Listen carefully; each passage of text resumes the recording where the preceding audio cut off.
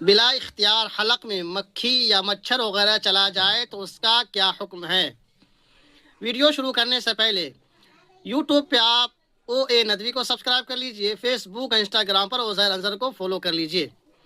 سوال ہے، اگر کسی کے حلق میں روزہ کی حالت میں مکھی یا مچھر وغیرہ چلا گیا اور روزہ دار نے اسے نگل بھی لیا تو اس سے روزہ فاسد ہوگا یا نہیں، یعنی روزہ ٹوٹے گا یا نہیں؟ یہ آپ کا سوال ہوا۔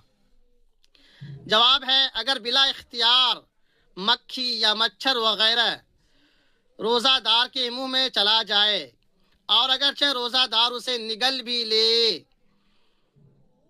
پھر بھی شرعی نقطۂ نظر سے اس کے روزہ پر فساد کا حکم نہیں لگایا جائے گا، یعنی روزہ نہیں ٹوٹے گا، روزہ ہو جائے گا۔ ویڈیو کو شیئر کر دیجیے گا، لائک اور کمنٹ بھی کر دیجیے گا۔